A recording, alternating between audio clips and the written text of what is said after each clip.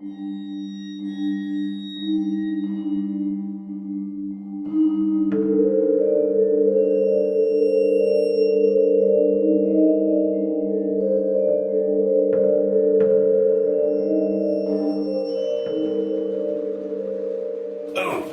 and welcome to Dente Rigamortis. I'm Review Cultist. I'm Mikey, the E stands for evil. And I'm the Gamer in Yellow. And we're here to discuss those internet stories, most creepy and most pasta, and be critically silly doing it. Tonight we have It's Always Watching by OmegaOkami on Creepypasta.wikia. So you can check it out on Creepypasta.wiki. I urge you to go check it out on Creepypasta.wiki before checking this podcast out. And we'll get to that later as to why. Spoilers. I have a feeling that the cultist is going to like a thing here. I have a feeling tonight's gonna be a good night. Tonight's gonna be a good night. You're having way too much fun. Stop it. Anyway, also we might get blocked on YouTube for that. Yeah. It's like, they said some words. Yep. Anyway, so we'll go into the rundown for It's Always Watching. So our narrator, no name. No. Alex has a name. Narrator does not. His name is Narrator Man in that situation. Fair enough, yeah. Narrator Man. Also, it's funny because we have Narrator Man, and Matt from The Drunk and the Ugly just calls him Spooky Steve. Yes.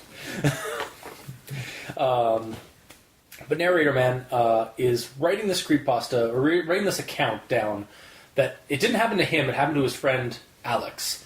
But Alex is unable to write this down anymore because of reasons. Yep. So he's writing down what happened to his friend Alex, who about 6 months ago started acting really weird, and only recently confessed to our Narrator Man friend why. It's a really long name, Narrator Man friend. Yeah.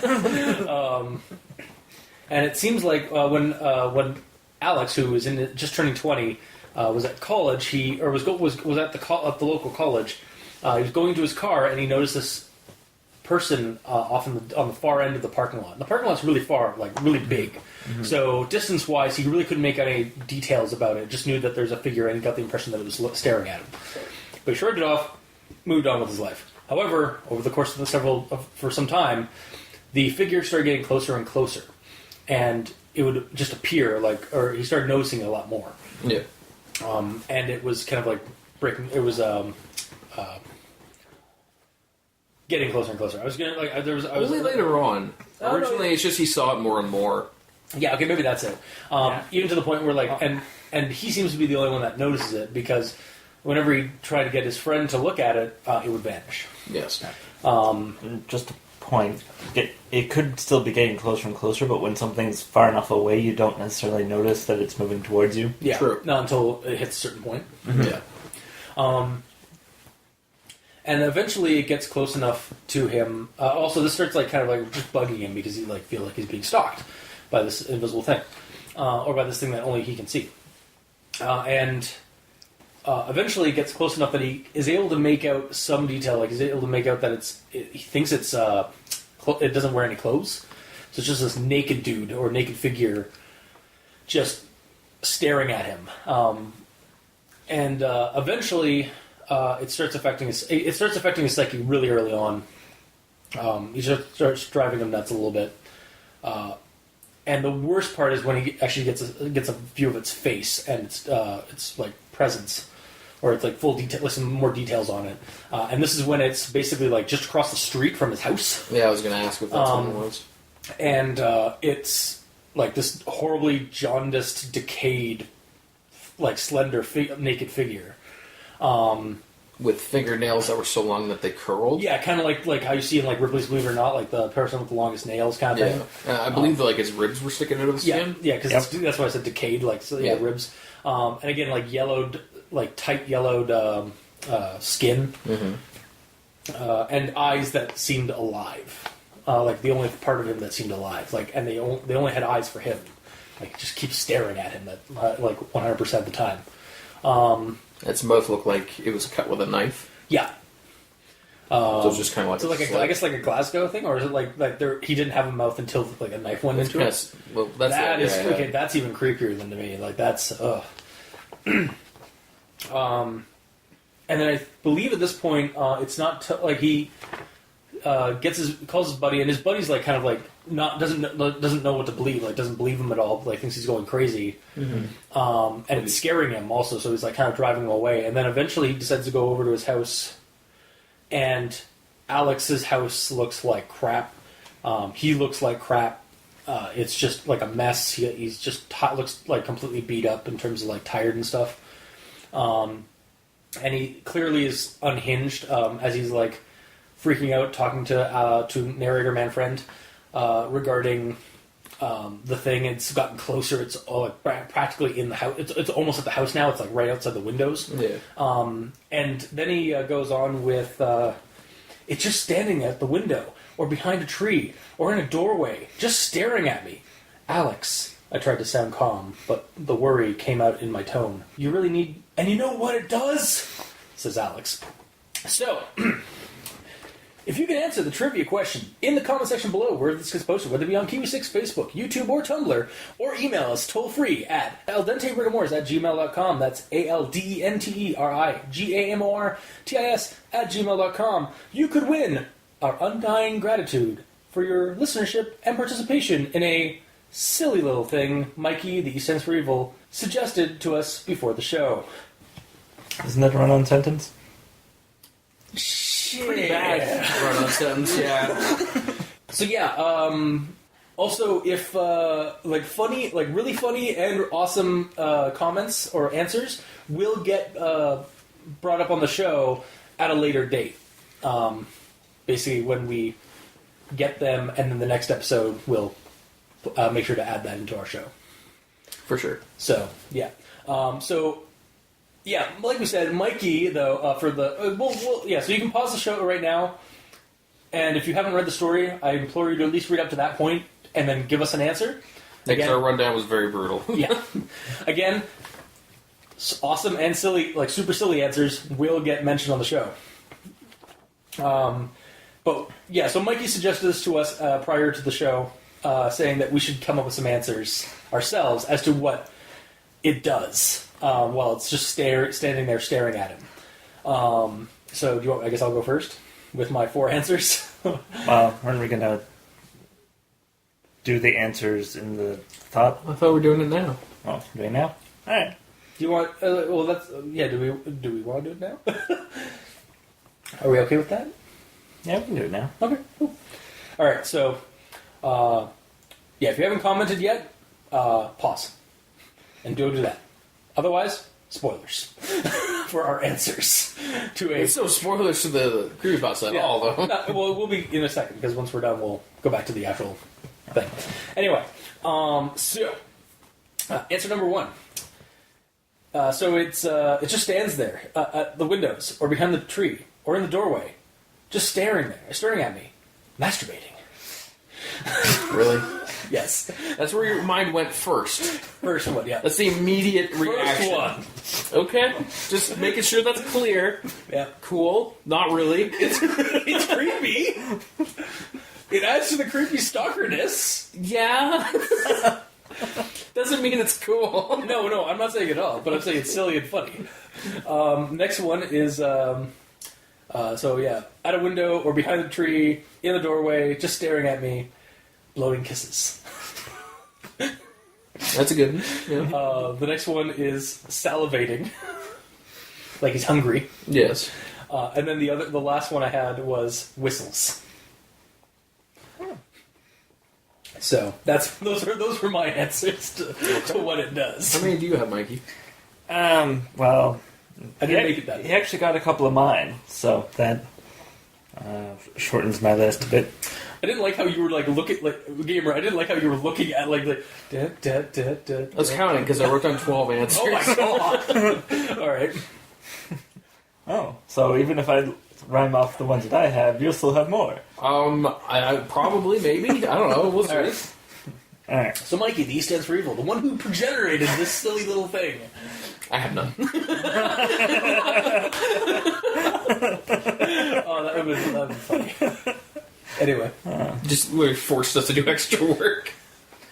Anyway. You're so evil. Alright, so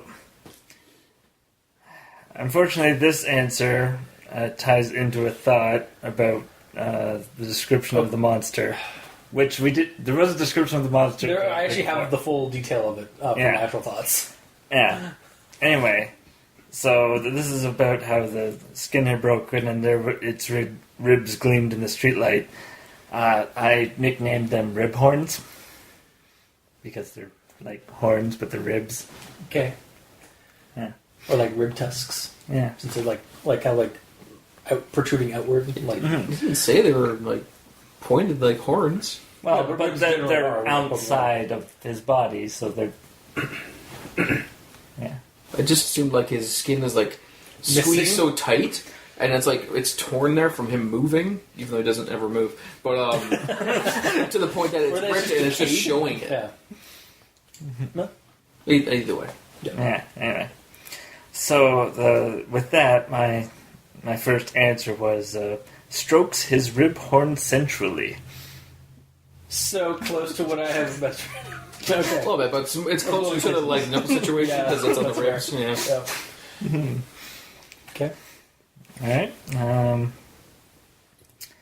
right. Makes funny faces.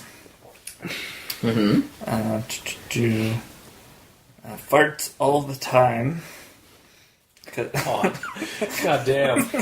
Yeah. Because he's getting close at this point, so you can smell it. Oh, yeah. That's not just rotten meat. Yeah. That's poo gas. Sings out of tune. And let's see here. Picks his nose. That's a good one. And beats him at Monopoly. Okay. Because when you just hate it if someone was just always there beating you That's at why he's so Monopoly. angry. I guess, yeah. Yeah, no, fair enough. Okay, then. So, I have mine categorized between realistic and silly ones. I'll go through the realistic ones that could be potentially spoopy. The first one that I thought of is it just stands there. Because that's what it's been saying the whole time. Yeah. It calls his name. It talks to him. Oh, yeah, sorry, the whole... Yeah. One of those situations. Come out to play! Another one is like it scares him. Yeah. And it counts it down. Oh, fuck. Oh, If it's been counting down from like 100 or something, Yeah, for or the like, past couple or of like, weeks. or like in the thousands, but it was originally like in the tens of thousands, and now it's like close to 100. It's like he's not sure what's gonna happen when it hits 1. Yeah, exactly. Super spoopy.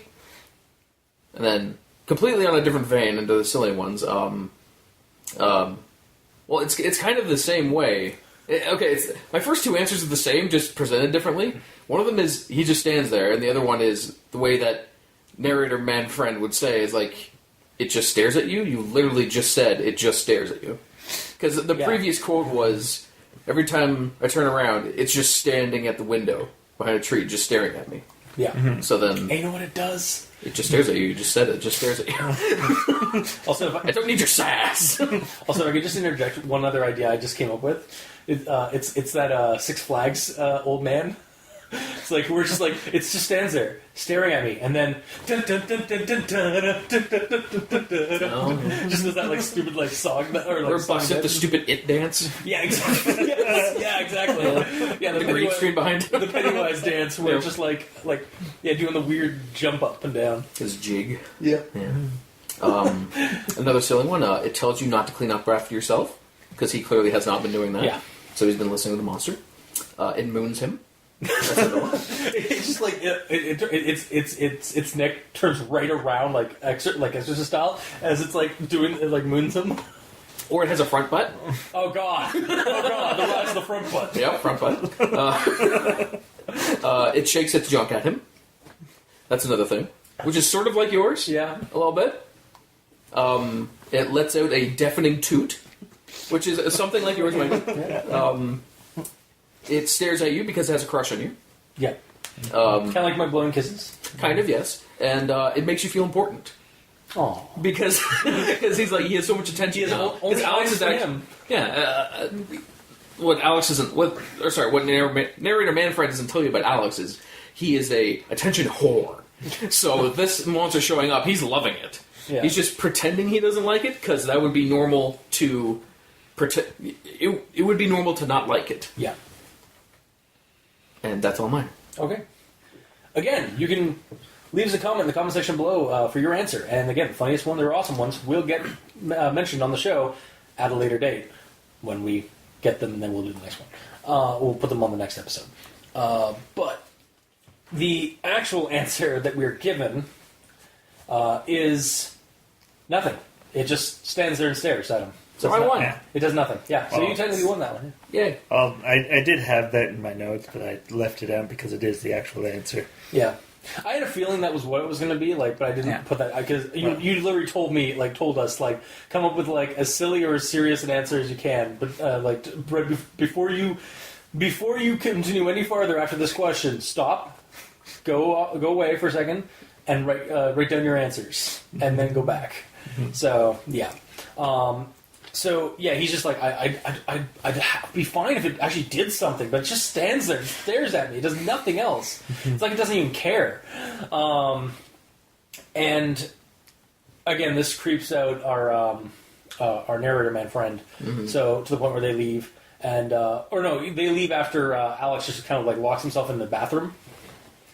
And that night, or he calls, after he gets home, he calls the hospital.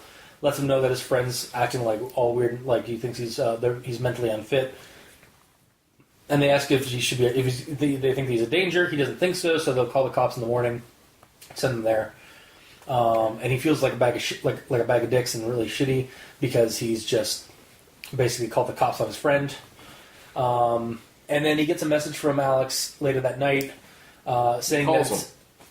No, he gets a call from him. Yeah, he gets a call from Alex saying that the thing is inside the house now. Whispering it, saying, yeah, basically, not even whispering it like with a very like monotone or very calm monotone voice. Like he's not he's got no motion to his voice at that. He's point. not being like, I'm so startled. No, it's like it's in the house now. It's in the kitchen. It's just staring at me. I try moving and it just goes into the next room, but I don't see it move. It just appears, and this is really creeping. Again, this has been creeping out narrator man friend, rightly so. Like that his friend's saying all this stuff to him, and then he's like, I think I figured out how to stop it. And then like I don't want to see it anymore. And then he hangs up. Yeah. At this point, he tries calling him back, no answer. Calls the cops, gets them over there. The cops find Alex, and then they pick up narrator man friend for his statement. Narrator man tells the whole thing, what's been going on, and the cops kind of seem understanding, although confused by the statement. And when asked what happened to Alex, it seems that Alex took a knife and carved out his eyes. Yes. And so Alex is hospitalized. Some time passes. Our narrator man friend has been visiting him, but he's just staring off staring off. Even with the wrappings, you can see him. He's just like staring there, like kind of mumbling occasionally. But one day he goes over to visit him, and he just like starts hysterically laughing, and then he's like, "I can't see him anymore," and just like looks straight at narrator man, and that freaks him the fuck out. He leaves. He's getting to his car. He's written all this down because on the way into his car, he's like noticed in the rearview mirror there was a figure off in the distance just staring at him. Dun dun dun dun dun dun. Was it the Wicked Witch of the West? Maybe. Huh? Oh, sound like you were going into that. Anyways, yeah. So that is. It's always watching. Mm-hmm. So I have. I guess we'll go into grammar Nazis. I have one. I'm sure you guys have found some others. Mm-hmm. One. Jeez. How dare you? Whatever Alex's condition was, obviously I shouldn't done something about it sooner. So I think it was obviously I should have or should have done something sooner. And that's my grammar Nazis. You did. Wow. Amazing. This one I have like a side note on because I did have that one. Oh, actually, there's two here because a little bit after that. So it's whatever Alex's condition was. I obviously shouldn't done something about it sooner. So that should have, like you said, right? Mm-hmm. Then after that, it says, instead I waited and stood back until it was too late. I blamed myself for everything. So because he's saying blamed, it's almost insinuating that he doesn't currently blame himself anymore. Because if you say, I blamed myself for everything, if you still currently blame yourself, you would say blame. I think, yes and no. Blamed is past tense. Yeah, but he still uses it. But I understand most of the that. story has been done in past tense, but that's insinuating that he does not blame himself anymore. I get you because I also came across this when I was I reread the story last night, like on Creepypasta.wiki rather than the Google Docs and stuff. Mm-hmm. And I did pick up actually, I thought tense wise it was pretty good. And then the end came up where he started talking in present tense, but that made sense because he was speaking as if like he has been writing the story and stuff like that. Mm-hmm. So I think it falls under that part falls in that same situation where it's kind of like yes or no. Nah. We're gonna have to agree to disagree on this one. Yeah, I think so. I'm gonna bring that up for once because normally you do. Yeah, because we'll I see blame as in I blame myself for this. I still blame myself for this. I caused this. That didn't change. Yeah. If it's blamed, then that means you did back then, but it's not clear in the present whether or not you are anymore. Whereas if it's blame, then you're 100% sure. It removes all doubt. Yeah, I understand where you're coming from. Yeah, we are going to agree and disagree because that one I think is just kind of a person by person basis on that. Yeah. And I could be completely wrong. It might be your way, but it feels like it could go either way to me. But anyway. All right, so I guess that, Mikey. All right. And what he did. Yeah. Yeah. Is that the start of a sentence? It's an and. Yep. Yeah. Yep. Begins with and you get nothing from that sentence. It's like, and what he did. Huh? Yeah. Where even was that, actually? Near the beginning. Okay. Good job. You did it. Alright. And then, or at least there was for him. Yep. You can get a lot of information out of that one. Yeah, that's good. Sentence begins with or as well. It's good. Alright. Now, the parking lot is pretty big, so Alex couldn't make out any of the features, but it seemed like this guy was just standing there staring at him. It's kind of it's a minor. I could throw a comma at you for that. Yeah. Maybe one. Not too many, though. Yeah. It's a bit long-winded. Yes. Slightly. From then on, Alex said that every once in a while he'd look out a window at a restaurant or in the rear view mirror while driving and see the shape of what looked to be a person just standing and staring. Yeah. That's so, definitely a run-on. I have that down, but not for it being a run-on, just for it being, oddly commaed out. Mm-hmm. So it's saying, from then on, Alex said that every once in a while, he'd look out a window it's got so many pauses in it. Yeah. When it should be just, from then on, Alex said that every once in a while, he'd look out a window, blah, blah, blah, blah, blah.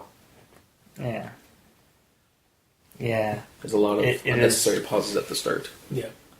It is oddly common, but it's still a run-on sentence. Yes, it's both. Yeah. Alright, next one. And it just kept appearing. Again, beginning with and. Okay. These and sentences just keep appearing. I know, right? Alright. And then the last one here.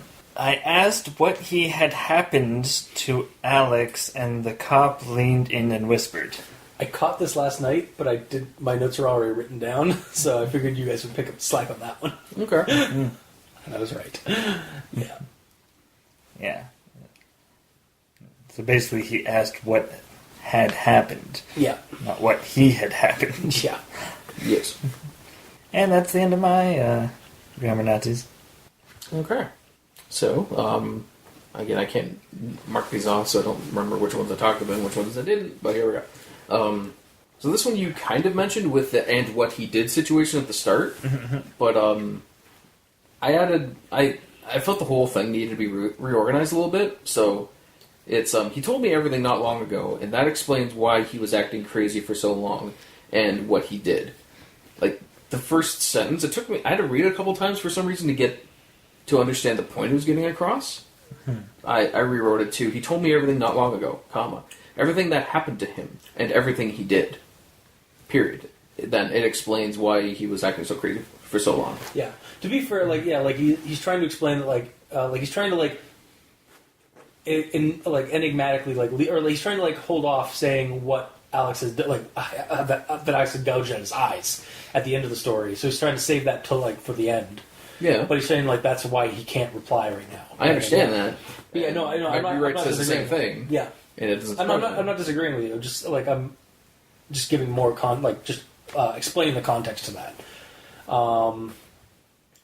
I think I probably would have put an ellipses maybe between the sentence and what he did, because he's kind of hesitant as to what's the character's kind of hesitant as to wanting to say anything about it. Yes, that's another way to do it. Yeah.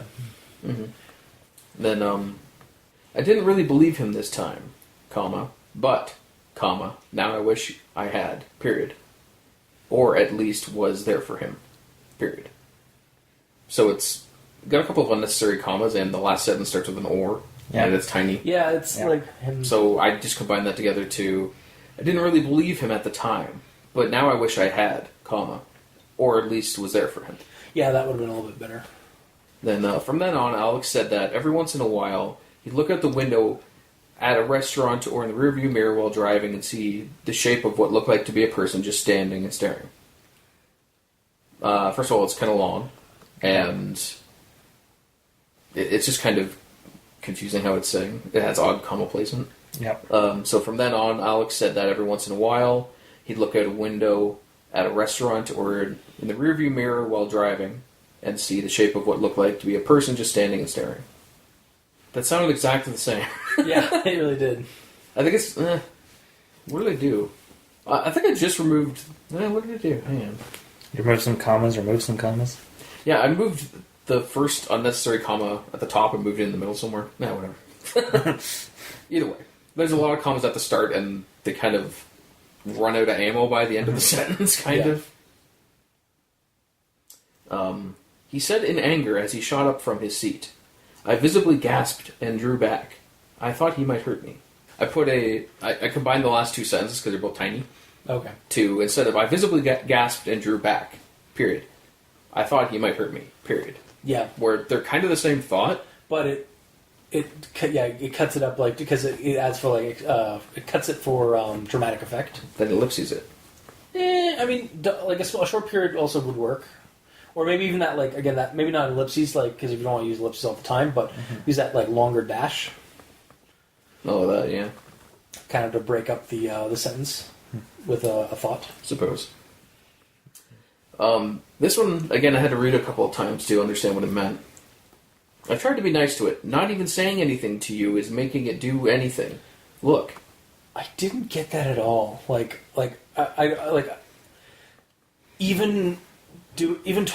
Not talking to you about it isn't doing anything. What? Yeah, that's why I wrote it down. So I rewrote it too.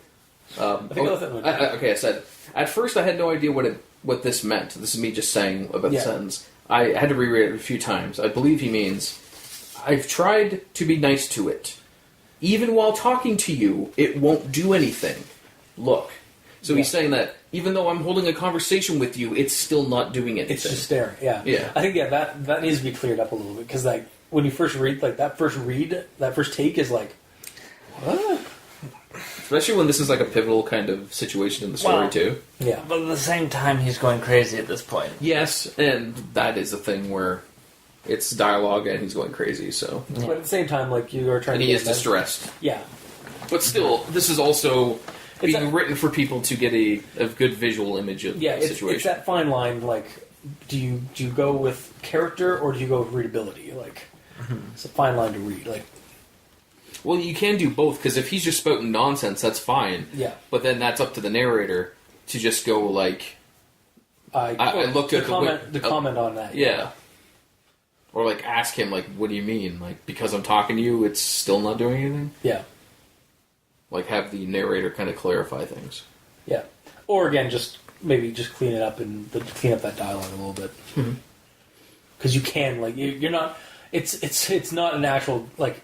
It's the illusion of of a conversation, but you can go back and, like, clean that up and edit that dialogue. You don't have to, like... Well, yeah, because it's not a spontaneous conversation. It is technically fabricated.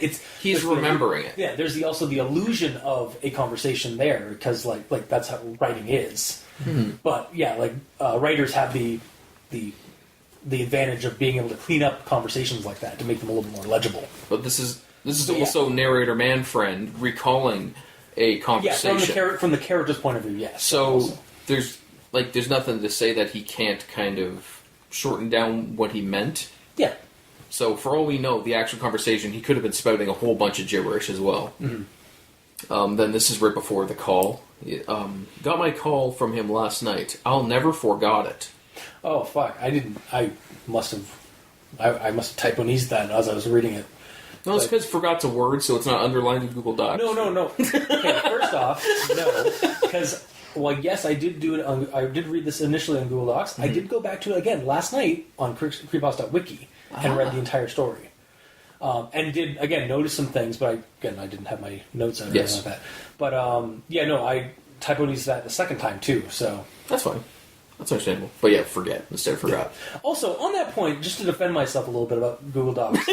I'm going to, because, and I know it's silly and stupid, but I do catch things on Google Docs that aren't underlined. Just putting that out there. Yeah. Like, I use Google Docs... It's like I'm criticizing you in a silly fashion. Yeah, well, it's not. Much like I'm sure authors are, like, screaming at us in the podcast as they listen to our grammar Nazisms. Yeah. Don't worry, guys. I know your pain. I deal with it on a constant basis. That's exactly what a penguin would do. Yeah. He's not a penguin. He's Dr. Leviathan's son. I unveiled him last episode, remember? Please just go on. Really? You want us to continue this conversation? Sure, we'll go on. Forward. Oh. Okay.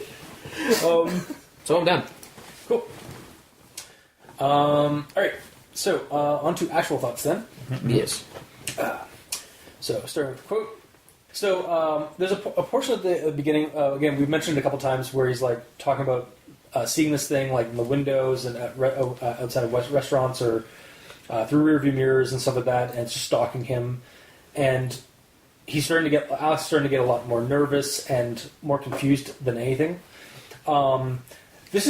For me, this was going Slenderverse, like Marble Hornetsy, very fast. It even has its own Alex as the victim.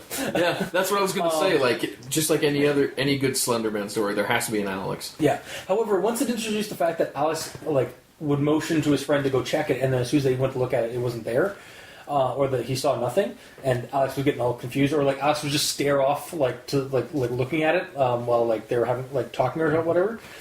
It started following It Follows territory.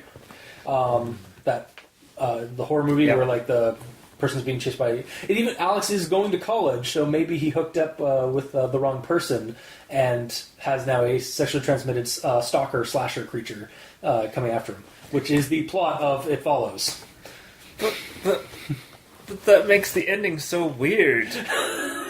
Well, yeah, no, again, we don't know the sexual preference of Alex and narrator man friend. Yeah. We also don't know the gender. We also don't know the gender of narrator man friend. Yeah. They could be narrator man friend or girl. They could be in a relationship, like same-sex relationship. That's fine. Yeah, of course. But getting jiggy in a hospital.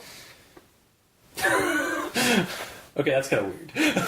It doesn't. I'm sure it happens. It would have happened previously, and it just took that long to actually infect. In. You know. Because that's not. Because usually, it follows anyways. Based off that movie, the next time, basically, as soon as the person like gets jiggy with it with somebody else, with one of the people that's being stalked, the creature starts following them. and then once it kills them, it keeps going down the line of all the people that it has been transferred from. But anyway, obviously that's not what I just got vibes of both Marble Hornets and then It Follows from the story. Yes. So after that day in the street, it seemed to get closer to him. A week later, for the first time, Alex saw him from his bedroom window, standing down the street.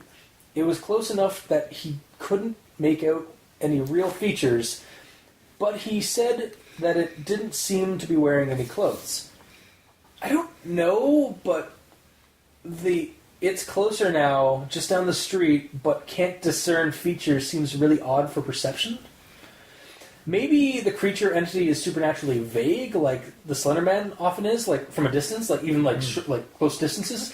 Or perhaps Alex just needs glasses. Yeah. Also, nudist Slender Man was before we got the full description, was my go-to for this creature. Yeah. Pretty much.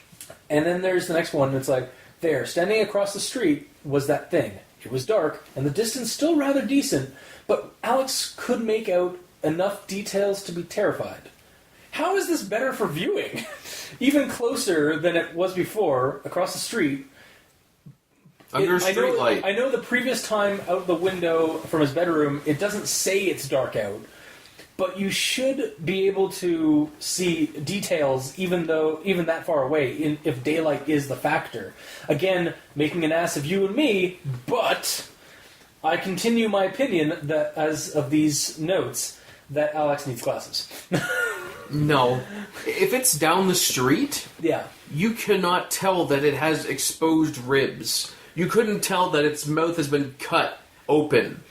You would not be able to tell these things. like- You would see a yellowish-colored yeah. figure that's pure yellow. I'm literally So like... it's either a skinny guy wearing a yellow, morph suit, Yeah. or that's his skin. I'm literally trying to visualize the times where I've noticed you out the window, walking over to hang out, and I'm visualizing I really just I know it's you, but yeah, I guess Also, the end of your driveway wouldn't really necessarily... No, I'm not thinking about from across the street. I'm thinking from the far distance away. Yeah. I'm thinking down the street, from my house. I'm thinking about I guess I don't I know what you're wearing. I know the color of what you're wearing. I may not be able to see. I might see that there's some kind of blurry pattern on there, and I probably wouldn't be able to I'd see I know you'd have eyes and a mouth and nose and some of that, but Generally, it would be vague. Yeah, so I literally am right now in process of trying to make sure I'm not I would be that would work. And I guess, yeah, I can see that still works. It just seemed really weird the way it's written. Is it wasn't too far away, or no, it was really close by, but I couldn't make out the features or what did it say? It says and the distance still rather decent, but Alex could make out enough. As in, it's not close. It has a decent distance. Okay, yeah, I guess so. It was weirdly worded for me for that. And it is explained that later, in the description, that there is a street light shining down on it, so there's some kind of a spotlight on it. In fact, going into the next part, which is the description. It was naked, and its sickly, skinny body seemed barely held together by stretched yellow skin. Its fingernails hung down in long, dark curls that rolled up to its palms. He could even see the thing's ribs, not because the skin being so tight, but because the skin had broken there, and its ribs gleamed in the streetlight. Its face is what got to him, though. It was barely more than a skull, with yellowy skin stretched over it, and a mouth that looked like somebody had taken a knife and cut it into its head. The eyes, though, he could barely talk about the eyes. They were the only thing that seemed alive about it. So, for my note for that, for the details and so so it's a jaundiced, unkempt, decaying nudist that only appears to its victims. And has a carved, Glasgow smile, basically. Mm-hmm. Yeah, that's pretty fucked up and scary. If I was the only person being, if I saw that and it was just standing and staring at me, and slowly getting closer, with every, with the passing months, and no one else saw it, yeah, I'd probably be just as unhinged as Alex. Yeah. But I might also be trying to find some way to deal with it, other than, just, letting my life, like, this is my life now. Yeah. I wonder, like, when it's mentioning the mouth looking like it's been cut open, it made me wonder if, like, if this creature is just kind of either a skeleton itself, or, like, just a skeleton in meat but no skin, and he literally took someone else's skin as and is wearing it. Oh, God. That's why he had to cut a mouth for himself. Yeah. Or if it is indeed, like, it was originally, like, there was no mouth, and then it carved itself a mouth so that it would look like more like people. Yeah. Which, you're doing a poor job, new to Slender Man. He's got to find some clothes. Yeah. Yes? And continuing on, based on the description. The rib situation? No. I'm going to talk about the eyes for a moment. So, when I got to the point where it says he could barely talk about the eyes, they were the only thing that seemed alive about it, my mind just envisioned the monster with googly eyes. That's still terrifying. Like, in a more insane in way. an absurdist horror way, like, that's still terrifying. Just like, I would still not want to confront this thing. Like, again, putting yourself in the story, like, I would not, like, I understand Alex's plight. And that'd be another situation like the cut mouth where he's trying to look human. He's trying to be people. Stick some googly eyes on, cuts a slit. There we go. I look like a human now, right? Yeah. No. No. He's trying though. Yeah. Alright, and then the next thing is he looked tired and exhausted. It seemed he lost... Sorry. You brought that on. He looked tired and exhausted. It seemed he lost a lot of weight too. The house was a mess with trash all over the place. So this kid's hitting 20, going to college, presumably based off of the earlier locale, and lives alone in a house. Nice.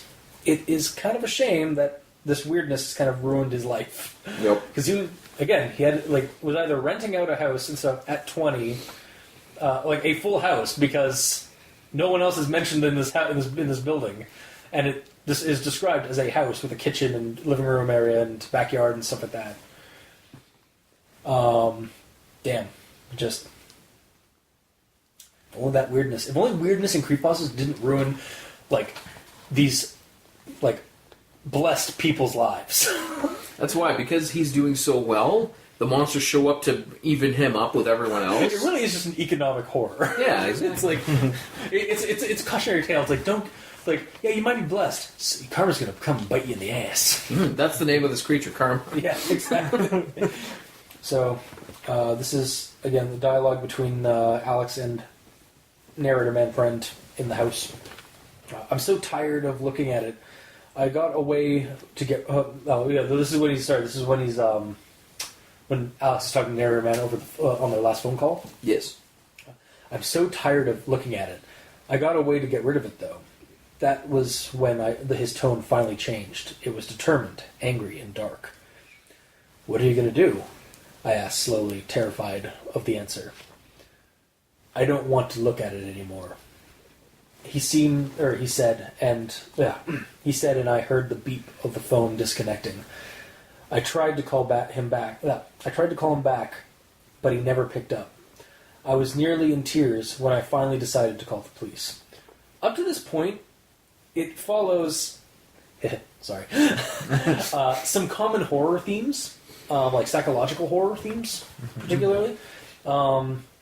Like, is there something following Alex, or is it all in his head? What's cool to me with that is the escalation in this story. The thing is doing nothing but staring at him, but getting closer over the months, and it's slowly driving the character nuts with its simple presence. Like, it doesn't do anything; it just doesn't react at all. Is completely silent and still, and just stares. Yeah. But it's really fucked up looking. And the best part is we aren't getting the story from Alex directly, so we don't know 100% that he's seeing this thing, or we don't have like a first-hand account. We're getting kind of a second-hand account from the friend who, at this point, like hasn't seen the creature, doesn't know if it exists, and thinks that thinks that their friend is going insane or slipping, and is scared. Like, we're getting more of the fear of like helplessness from the friend because they don't know what to do. And I think that's an interesting viewpoint to have for this because it adds it gets creepier in a more real way with Alex becoming this more unhinged person the closer this creature gets, and our actual narrator throughout this entire event like recounting that like they don't believe that their friend is actually going actually seeing something. They just think that their friend's going insane. They don't know what to do. I really like that about the stories. That kind of feels a little bit grounded in that way, while still having like a hint of supernatural because of the you don't know if it's actually real. until the very end where we get that that kind of. You still don't know if it's real. Yeah, we still. Yeah, it's kind. Again, it's kind of like the movie. Like at the end of the movie, It Follows. You don't know. There's it ends with the characters like thinking they've defeated the monster and some of that, and then like the last scene is them walking down the street. And then it cuts to in front of them, and behind them you see somebody walking like toward them, like just down the street. And the music kind of kicks in, but you don't know if that's just some random bystander or if it's the thing It Follows because it changes form. Yeah. So it could be it could just be somebody, some other person. But anyway, onward to my last note before we go into final thoughts, and before we switch over to you. I was going to say, No, I'm just saying like that. Like my final thoughts, and then we'll switch over to you. Anyway, instead, I waited and stood back until it was too late. I blamed myself for everything.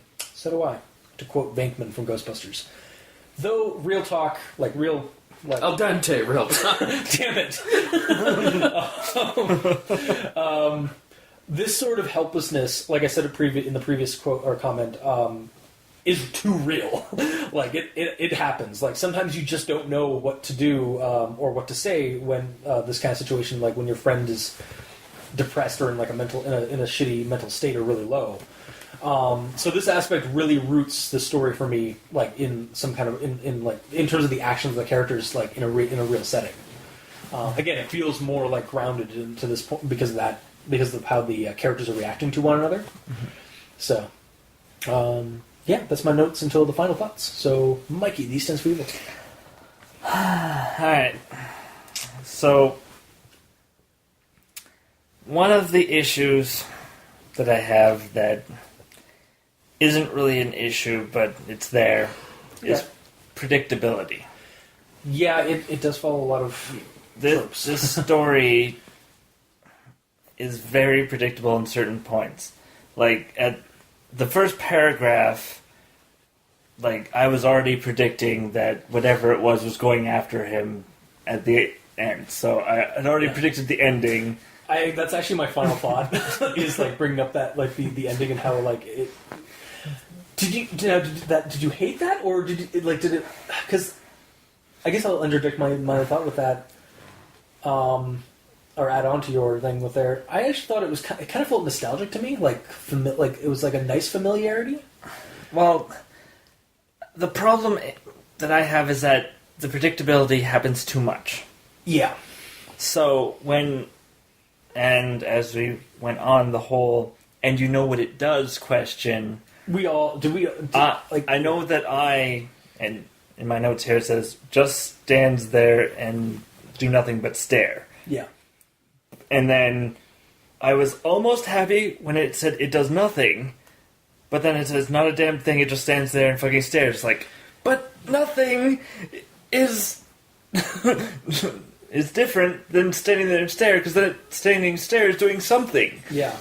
So, by that logic, it's impossible to do nothing.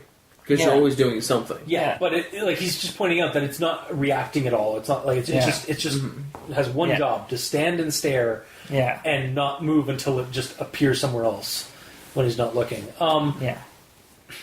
Yeah, like I'm not sure if I didn't mention in my answers because like that would have been the boring. Like I figured that was what was going to happen, but I don't know. And I'm pretty sure like I did think of like that was probably going to be the actual answer to it. Yeah. It's the answers in the freaking title. Yeah, it's also like a very again this story has like plays off of a lot of common like cliches and tropes from horror stories, not just creepypastas, but like horror stories in general. Like it felt like a horror story I've read before, but I don't know. Yeah. And then the other predictability bit that you sort of touched on with one of your previous notes is when Alex is talking to Narrator Man on the last phone calls. I'm so tired of looking at it. I got a way to get rid of it though I don't want to look at it anymore. Yeah. I was like, in my mind, I was like, he's kinda gonna hear- gouge his eyes out. Yeah. And then he did. Yeah, I don't know. And it's like went back to a bunch of like Cthulhu like scenarios, like Cthulhu game scenarios, or like things where the investigator like finds a note about somebody like seeing something and then like wanting to gouge their eyes out, and then they did, or removed their eyes so they could see the real truth of the world. Like it's again like it's a trope. Yeah. It's a very common horror trope of like when you see something and you don't want to see it anymore, the victim's going to carve their eyes out. Yeah. Or stick needles in their eyes, or wear a blindfold, or like actually figure out what to do. a slightly different twist on that. Actually, is in Uzumaki, otherwise known as Spiral in Japan, is a horror manga by Junji Ito, and one of the characters is obsessed with seeing the spiral and wanting to destroy the spiral in their lives because they think it ruined their husband's life. So they at this point like they're in the hospital. They've cut off their fingernail their fingerprints because it's a spiral. And then they're at the doctors because they're like dealing with that. And she sees an ear chart and sees like one of the organs in the ear is is a spiral, and so she then proceeds to grab a needle and sticks it in her ear to get rid of the that. And now she's and then it completely fucks her over. And then I think she basically just like is in the hospital and then dies from like injuries or just like being terrified so much by the spiral. But yeah, it's the same thing. It's a very similar thing. Like as soon as the character is obsessed with something and like either with like something that's affecting one of their senses, chances are in a horror story that sense is going bye-bye.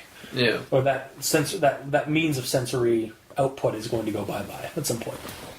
Yeah. But yeah. And then there's one thing that I sort of like, but you have to read in between the lines to understand it. Yep. So he gouges out his eyes, and then he's in the hospital for a while.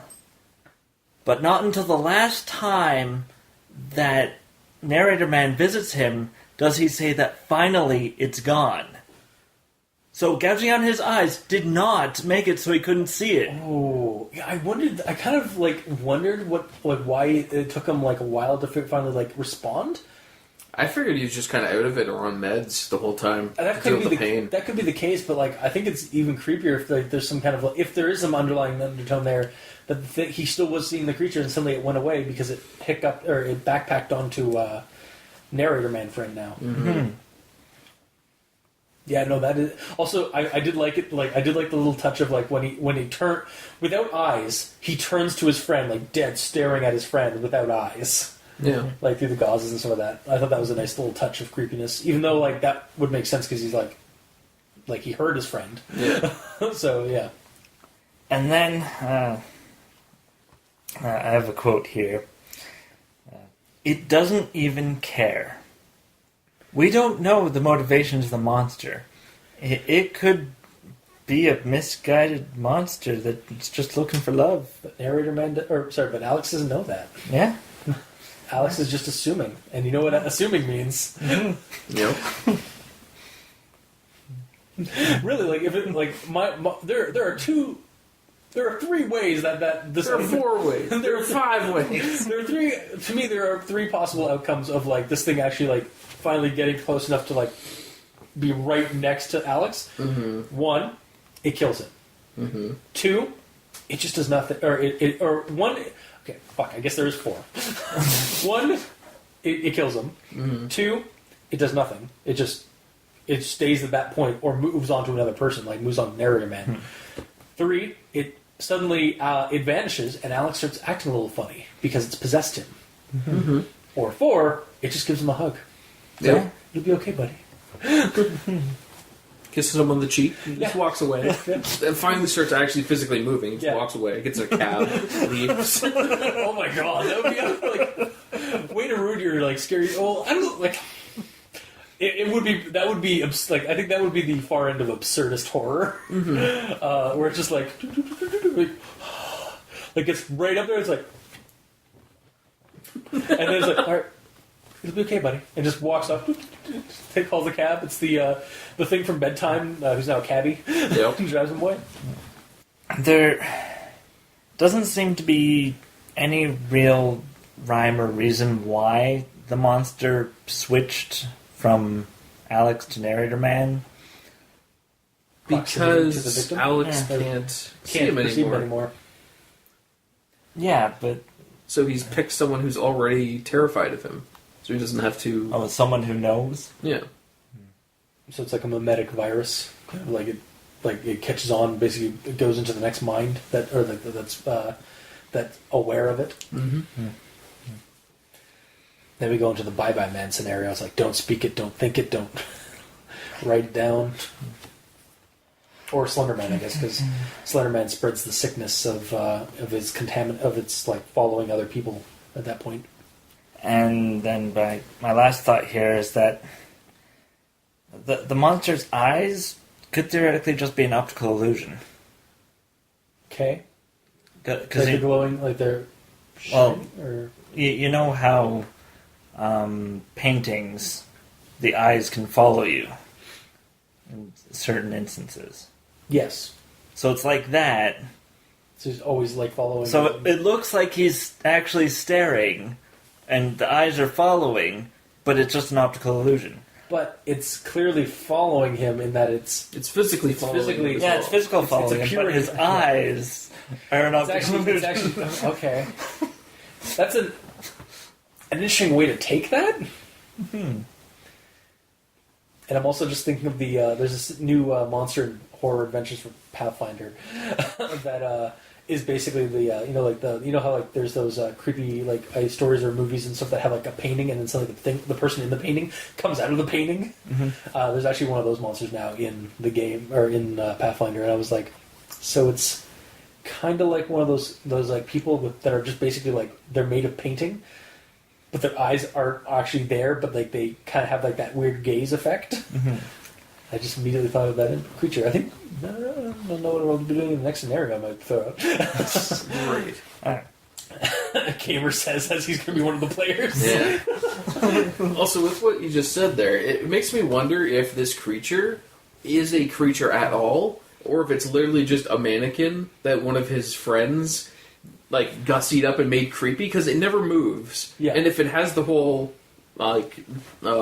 the effect with the eyes where it seems like it's looking at you all the time, it could just be some asshole in the bush just putting it there for him to look That at. is some commitment to And then he's ruining like- his friend's life. And then he's sitting in there with binoculars, wait until he looks away. He's like, okay, he looks away, pull it away, so it's gone. And then he has, I guess, projectors in the guy's house because, I mean, he does try to stab it. And Yes. it disappears. It's a Scooby-Doo situation. Yeah. Yeah. Yeah. It's just like lights and It was mirrors. Mr. Jenkins the whole time. Yeah, exactly. Yeah. And he would have gotten away with it. It wasn't for those meddling kids and their stinky dog too. Yeah. I don't know if he's ever stinky. Stinking dog, I think is what they call him. Like it's like what would do if it wasn't for your meddling kids and your stinking dog. And your fucking dog. Well, they wouldn't say fucking because it was You bastard it's a kids and your it's a fucking Hanna-Barbera cartoon. You fucking kids. That's when he goes. The Scooby-Doo goes into like the Dennis the Menace situation. Yeah. Into their universe, and he has to actually talk to Mr. Wilson. Jesus. Yeah. So, onward with your thoughts? Oh, sure, if you want. I have none. I have absolutely none. Really? No. So my first one is in the intro where he's saying, I'm writing this for him because ellipses. Because he ellipses can't, and I need to get this out of my system. At this point, I just imagine that Alex can't write this simply because he's a terribly slow typer, and it would take him for fucking ever. It's just yeah. It's like he's starting with like it's like he has to go. It's not on that row. It's not on that row. Z. Okay. Yeah. Like he has to look on each row. It's like, and then narrator my friend's like, I'll just take this for you. It's fine. Yeah. So that's my headcanon for this. To make it super stupid. I mean, that was my headcanon for the first paragraph or two, Yeah. at least. That's a silly idea by Mikey, and then So, when after Alex tells neighbor man friend everything about the creature, he says, "What could I say? He was far beyond any help I could give him. When he turned and locked himself in the bathroom, I left. I know, I'm a terrible friend. But he was scaring me and I felt so ellipses useless." And my answer is, yes, you are a terrible friend, but at least you acknowledge that. Alex could have locked himself in the bathroom to kill himself for all he knows. And you leave. No, again, it's kind of like what I said earlier. It's like, I blame myself. So do I. Yeah, It's like, he's I'm glad we all kind very of came up to terrible that. friend, yeah. It's like, at least he's self-condemning as well. Like, he recognizes that he is being a horrible person by doing that. The real issue is that bathroom doesn't have any vents or windows. So he's just suffocating himself. So It's a slow death. So narrator man didn't want to be there when that door opened. Really? Or he just knows that lock on his friend's house, and the fact that there's no vents. So he knew that, like, that lock's probably going to break the next time he goes in there. So he goes in there, goes potty, and makes a stink of it, and then the door's locked and he gasses himself. God. Because narrator man friend left. Yes, clearly. Because the lock only works from the outside. So Alex went in there. He's like, finally, someone's here. He can let me out of the bathroom. Okay, cool. I'll just go in here real quick. Also, again, why would you have a lock on the outside of the bathroom door? No, the lock is on the inside, but like it doesn't really work. And you have to jimmy with the front to get there's it that open. little hole on the outside that you can Yeah, you have to through? stab it. Yeah. Why? Okay, this is not actually in the story, but like, Really? yeah. We're surprised. Okay. It's almost like I'm bringing I a know. silly situation. I'm not arguing. It's just like, oh wow. But either way, Yes, he's a shitty. he's a friend. terrible friend, Yeah. and he doesn't know what to tell him. You tell him that you'll spend a week with him while they figure this out. As soon as Alex sees him, he points at him, narrator man looks at him, and it's gone. Alex can get rid of it so long as someone else is there to look at it. All he has to do is just spunk with him for a while, and then there's no problem. So first off, gamer, you are in fact a great friend for thinking that. But not everybody thinks that way. I know not everyone is as brilliant as I am. I understand that. Yeah. But still, that's the one thing that makes it go away. But, I mean, is someone looks at it. But you're also like it's that situation like again why I brought up where it kind of feels real is like because like when you're dealing with a friend who's like depressed or like dealing with some weird thing that like and it sounds like they're going nuts. Like sometimes you don't know how to deal with that, like as a person, as the friend to that person. So like. Yeah, But to the point that you can't say a goddamn thing. Yeah. And to the point that when You don't know what your to say. depressed and insane friend locks himself in the bathroom, your one choice is leave. Yeah, no, that is the side of a shitty yeah, he is a shitty friend, but like I can kind of understand why he like I can kind of get into that mind space. It's like if one of my friends like was acting like this and like again You would abandon them. Good to know. No, I would not. I wouldn't, but I can understand like that helplessness, but like and that there is that road of like just not knowing what to do and just not doing anything, and then there is not knowing what to do and then calling somebody to like find help for him or something, like, find help for them. Yeah. Like honestly, him like calling the cops should have done a lot sooner. It took him like an entire day to do that, though. Yeah, exactly. He should have done it a lot sooner, but at least he got around to doing it. Yeah, only after the phone call. Yeah. At that point, it was too late. Yeah. Mm-hmm. But yeah, it was just kind of damn. And even if they did do it like that, where he stays with him for a while to see if he can eventually see him, or at least just to keep Alex Or it's calm. like he's right there, right beside me. What? Ow! It's like the air, like it's like something in the middle of the air. Yeah, could be that situation, or like something happens where like he's trying to stay next to Alex all the time, so whenever he points him out, he can see him. But there's some situation in the story where they get separated, like a door closes and locks, even though none of them were close to it. Yeah. So narrator man friend can't get to Alex, and you can't see where Alex is pointing to get rid of the creature. Yeah. And then Again, at that point, like, yeah. I can't see. I have to stop seeing it anymore. And you hear a sheen because he's in the kitchen or something. No. Yeah. But, again, it's very much like the scenario from It Follows, where like the girl's being stalked by the creature. It's invisible. No one else seems to really like know. Like no one else can see it, so they all think she's crazy. And it's not until they go like they take her up out to the lake. It's a pool. Well, first they take her out to the lake to a cottage, and then while they're on the beach hanging out and stuff like that, that's when the creature shows up again because it walked all the way there and tracked them down eventually. And then it like grabs her on the beach, and and the one guy tries to grab sees her, like her hair being pulled in the middle of the air. So he grabs a chair and it smashes over something invisible, and then he gets pushed back and has like claw marks on his like chest. So like they try that's when they realize that there is actually something there. It's not just in her head. Yeah. And then they start doing something about it like that. Yeah, but yeah, like that would be like again good friends, not terrible ones that just like wig out. But again, like if you're scared, if you like again, I can see like it's not the right answer. It's not and it doesn't make you a good friend at all. But I can see narrator man's friend's like point of view of being like helpless and scared and not knowing what to do, and so just like bailing and feeling like shit. Like, as rightly so, he should feel like shit.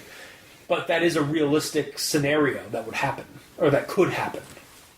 I'm not saying it's right. I'm not saying it's like it's what you should do. You should definitely, if your friend's acting weird or something like that, you should definitely help them if they're experiencing. If you think they're and if you don't know what to do, call someone who does. Exactly, but too many times I've seen I've initially felt that way, or like I've seen it in scenarios in real life and in like movies and fiction and stuff like that, where that scenario is the case. So again, another it's common just too trope. dramatically convenient for the plot. Again, it is also a common trope in stuff. It's like, I thought he was just going crazy and I was too scared about it, so I didn't do anything. I should have done something. It's like, yeah, you should have done something. Your friend was suffering. Someone's going crazy. Generally, they go to places where they can be crazy and safe from themselves or they and other can people. get some help from. That's what I mean. From experts or from people who can help. Yep. But yeah, that's the end of my notes. Okay. All right. So then, final thoughts. Basically, just the end. Just the end. Paragraph or quote, which was just like he's going to his car and then he sees the thing behind him, so it's transferred over, and I was like, "Yep, saw that coming." And yet, it felt appropriate, almost nostalgic. Like I liked the ending, even though I've seen it, called it at the beginning. I saw it coming, and I've probably read it before in other stories like this. You saw it coming that Alex's friend brought the dummy to the parking lot of the hospital to put it at the edge, so when Alex gets out, he'll see it. Okay, let's tone down the critical silliness. Oh, how dare you. Fine. I like the ending. It was good. What do you think, Cultist? Like a lot of the elements in the story I've read before, but it was a fun, creepy read nonetheless to me. I didn't really catch a lot of the grammar Nazisms you guys caught, but they were there, obviously. Yeah. But, so, I guess they didn't ruin the story for me. So, honestly, it's a simple, semi-grounded, spooky story. And it's tried, tested, and true in terms of, the tropes and, the appeal it had for me. So, I recommend. I like the... It's simple. I like it. Any sense for you? Well, I half recommend. Okay. If you like predictability, stuff that has been done before, and you know what you're getting into. If you want some comfort food, some comfort pasta. Yes. Something comfortable, something familiar, something you're used to reading, then you'll like this. Yeah. But at the same time, if you're tired of the same old, then this isn't for you. Unless you catch or read between the lines like I did, where it's in his mind and it doesn't go away. Just a mimetic virus that's in his head. And it's transferred over. Or it's a prank. The prank is a little hard. I would be if there was at the end of this, there's reveal there's an intricate explanation for every single time it shows up. Yeah. I would be impressed that it's a Scooby-Doo situation. Yeah. But Alex dared his best friend to ruin his life. Until that part part is written down. Gamer, you can go and like, guys, what if this happened? And just give like the extra blurb bit in the comments of this pasta. Mm-hmm. Until that time, I do not buy that. Yeah. But I will accept that is a plausibility. Yeah. And it does work as a visual hallucination. Yeah. Which people do Get. Yeah. Yes. Now, what he was watching or reading before he got this hallucination... We don't know, because it's not said. So, yeah, it's kind of like the... actually, it's kind of like the Canaries, where like the kid was watching Willard or something like that. Yeah, With rats in the walls. Yeah. Yep. Yeah, he could have been watching, like, It Follows, for example, and now he just thinks that there's some invisible stalker following him, because he had that one night stand with that college girl. Or he stayed up really, really late and, like, was eating pizza and cake before bed, and he was watching, like, some holiday episode of The Simpsons where they had zombies. Because they're yellow and they're all zombified. Yeah. And then he had horrible pizza and ice cream nightmares, and it's this, and it became real. Actually, to go into your visual hallucinations that people have, actually, I can actually attest to that, because there was one night, me and Dr. Leviathan were coming back from game night from the next town over, and like it was 6 o'clock in the morning we got back to his place for me to drop him off. And yeah, we'd basically been gaming all night, and we were. He decided to stay out, like pop out of the car and just take a smoke for like 5 minutes or whatever. So I was talking to him. As we were talking to him, I was so bleary-eyed, red-eyed, and tired that there were little figures moving around on lawns out of my peripheral. I'd look over and they'd be gone, but like I could visibly see for moments, not just like. Oh, what's that motion? No. I could visibly see through my peripheral like silhouetted figures running around on lawns. You see, when you're super tired, your field of view opens up just slightly enough into the shadow that you can realm. see the shadow realm. Into the shadow plane. Yeah. Yeah, no, exactly, yeah. Shadow people, man. Yeah, that's the thing. Yeah. But yeah, like that's... Also, you probably shouldn't have been driving in that situation. I mean, it's 6 o'clock in the morning. Probably should not have been driving. No. Should have had a sleepover. No, yeah. My one glowing eye was no longer green, it was like straight up red. Yeah. Like bloodshot. That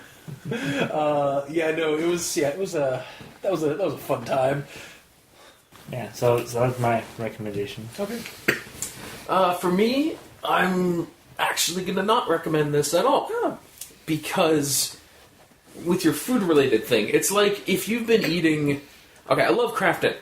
Because it's a Canadian thing, it's Kraft Dinner. Okay? I'm sorry, just food-related thing. What? Okay, but if I have Kraft Dinner, standard, plain Kraft Dinner, every day for like months... Yeah. I don't want to eat Kraft Dinner anymore, okay? Everything that happens in this story, I've seen somewhere else. It doesn't bring anything new to the table. Like, yes, it's nostalgic and, hey, that's like from this and from that, but because of that, it doesn't really do anything for me. It's kind of like werewolves. Or like how, like, we've had a couple of times on the show, like, with like the Dogmen or the werewolf stories, or like the Dogman stories, and you're like, nothing, like, it's just a werewolf. Nothing new was done. Like, yeah. Kind of thing. It's like if that story's already been told, you don't need to tell it kind of deal. You know? And yeah. There's a lot of things like that with this. Like, even the title itself, I forgot I had a note on that. The title seems really dry, to the point that when you told me about this cultist, I thought you were messing up and you mentioned a pasta that we already did. Because the name is so bland. It's so close to so many others. Like, it reminds me of He Stalks Me, or The Man Who Is Always There. Sorry, it's also it's one word. It's one word like subtracted to be the Marble Hornets side spin-off movie. Always Watching. Yeah, it's so bland. And everything it does is bland because it doesn't do anything new. Unfortunately, yeah. The creature is cool. I like the creature. He's yellow, but leave it to the gamer in yellow. Yeah, to love something that's yellow. I know, right? Weird. No, I'm with you. Like I get it. Like the story, like for me, like, it was comfort food, but it doesn't do anything really new except for the creature. So yeah, I think both, but I think both opinions are valid. Like if you want to read something that's like that, I recommend it. But if you want something new, I wouldn't recommend it. Like if you want something fresh. If they did like that one situation that I brought up where narrator man friend isn't a terrible friend, stays with his friend, and then at some point they get magically separated from each other, so it seemed, because the invisible creature closed the door or something, and then something happened. Yeah.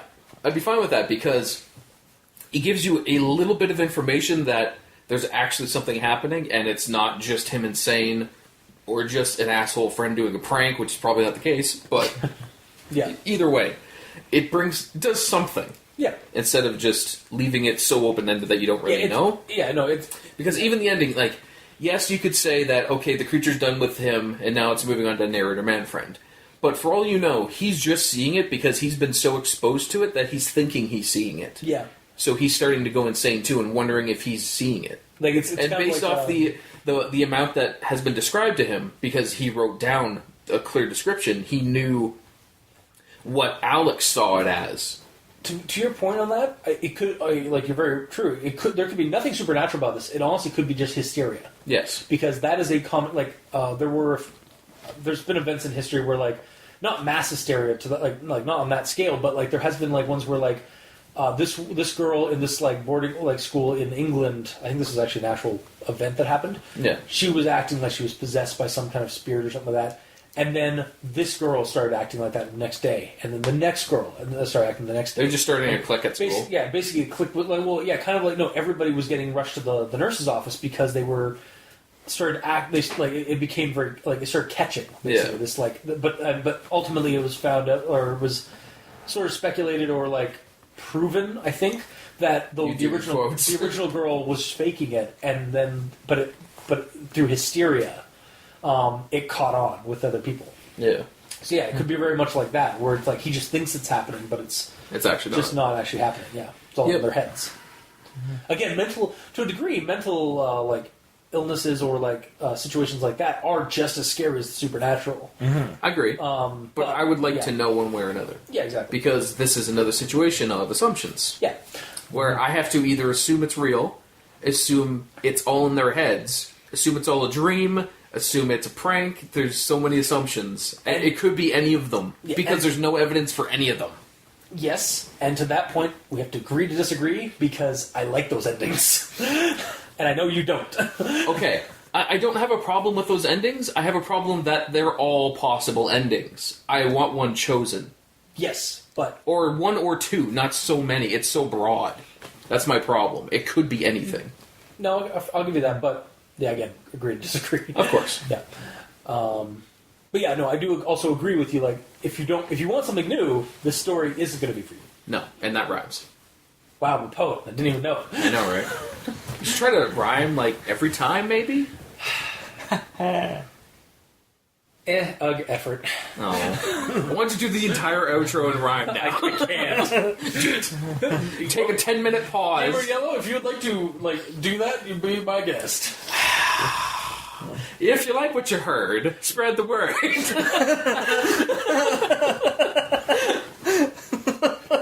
You can leave a comment section in the area below, and if you do that, you will be a bro. And not an a-hole. And not an a-ho.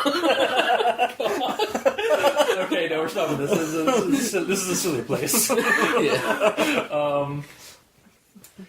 Like we said earlier, like we've been saying throughout this episode, if you have an answer to that, to like what it does, yes, and you posted it, remember the sillier ones. The sillier, the better. Or the awesomer, the better. Yes, so much awesomer. We will definitely mention them and give a shout out to the winners. Yes, the best ones of all. Yeah, as soon as we get them, the next episode that after we get them, we will make mention of them. Yes. Because that would be funny, because this is a silly little thing that Mikey, D stands for evil, mentioned before the show. And we decided to just go silly with it. So, also, if you want leave us a comment, if you want to leave us a comment in the comment section below. Otherwise, again, Facebook, YouTube, Tumblr. You can also send us on Twitter. Mikey is at the E stands for Evil. I'm at Review Cultist. The Gamer in Yellow is on Xbox Live at The Gamer in Yellow, but without the W, because Microsoft really fucking hates you. It's just one letter. Like, seriously. One letter away. Serial. I mean, like, it's not like you could just get rid of the and just call it Gamer in Yellow. No, I couldn't. But anyway, you can also leave us emails at aldenterigamortis@gmail.com. That's ALDENTERIGAMORTIS@gmail.com. Where you can also leave us suggestions for other creepypastas you'd like us to suggest on the show. Actually, now that I think about it, this one was actually sent to us by a listener on the DeviantArt account. Oh, nice. It was Anthony J. Falone. Yeah, we also occasionally get listeners, because I also post the title cards on our DeviantArt account, crazon.deviantart. You can also check out the title cards at crazonstudios.tumblr.com and on the videos of each episode on the YouTube channel Al Dente Rigamortis. You can also check out the show, or you can also leave us a review and rating on iTunes or any streaming site that has that rating system to help us grow. And if you'd like to help support the show, you can go to Patreon and look up Al Dente Rigamortis. Select the backer tier you'd like to support us at. We have special episodes, extra content, early access stuff. Special episodes include Al Dente Reloaded at the $5 tier, where Mikey and I go back to the good, the bad, and the ugly pastas that the Cultist and the Doctor did in the past and see what our thoughts are on them. And Al Dente Revelations at the $2 tier, where Mikey and I continue those thoughts after listening to the old episodes the Cultist and the Doctor did, and possibly have a mind-breaking revelation while doing so. a revolution. Revolution with a Viva la revelation. revolution! Yes, that. Viva la revolution! There you go. Yes. That's my new intro. Thank you. Yeah, and for all of our listeners and to all the authors of creepypastas that we have done on the show, thank you immensely. Without your listenership or your creepypastas, we wouldn't have the show. So thank you. And to our patrons that are already patrons of the show, thank you immensely, because you're helping keep those dastardly hosting bills at bay, and we very much appreciate that. And so until next time, I have been your host, Review Cultist. I'm Mikey. The E stands for Evil. And I'm the Gamer in Yellow. And this has been Al Dente Rigamortis. Sleep well.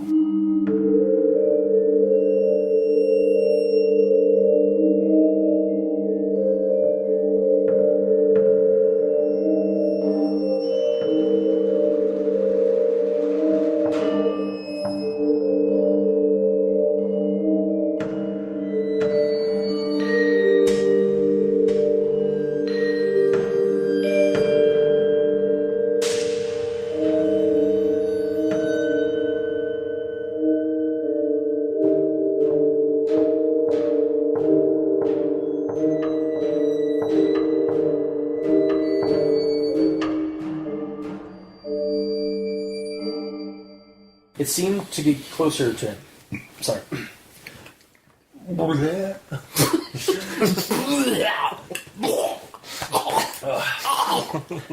Edit. No, leave it. No. We're not an ASMR podcast. No. Podcast. No. Podcast. No. Podcast. No. Podcast. No. Podcast. No. Podcast. No. Podcast. No. Podcast. No.